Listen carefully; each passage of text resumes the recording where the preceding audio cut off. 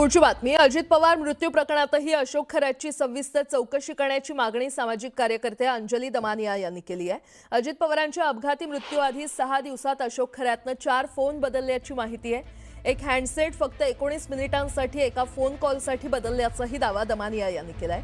तर खरातने फोन हा सर्व्हिलन्सवर असल्याच्या भीतीने हँडसेट बदलले असण्याची शक्यता दमानिया यांनी वर्तवली आहे।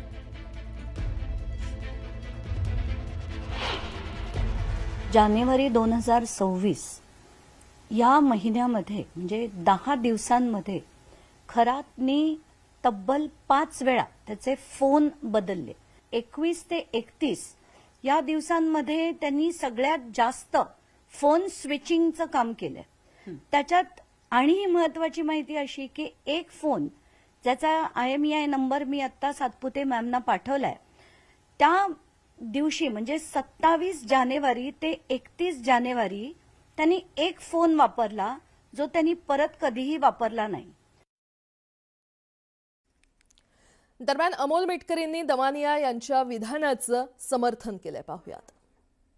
खरात प्रश्न हा खरातचा नाही आहे। खरातच्या संपर्कात असलेले, वशीकरणाची पूजा करणारे, करंगळ्या कापून अभिषेक करणारे, अघोरी विद्येचा स्वीकार करणाऱ्या राजकीय पुढाऱ्यांकडून या विमानाचा घातपात झाल्याची शक्यता नाकारता म्हणजे घातपात घडून आणला याच्याबद्दल मी सुरुवातपासून साशंका आहे।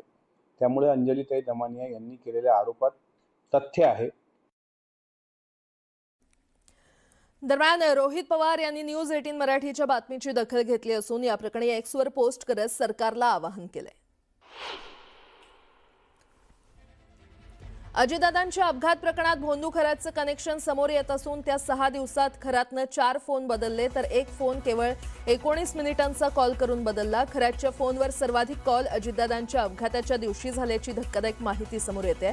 अजितदादांचं अपघात प्रकरण अतिशय भयानक असून या प्रकरणात CIDकडे माहिती देऊनही कारवाई होत नाही। त्यामुळे तात्काळ CBIकडे हा तपास देणं गरजेचं आहे। CBIकडे तपास देण्यासंदर्भात सरकार त्वरित कार्यवाही करेल ही अपेक्षा आहे। सरकारने आता जास्त उशीर करायला नको, अन्यथा हे संशयाचं धुकं अधिक गडद होईलच। शिवाय गुन्हेगार पुरावे सुद्धा दडपतील असं ट्विट त्यांनी केलेलं आहे।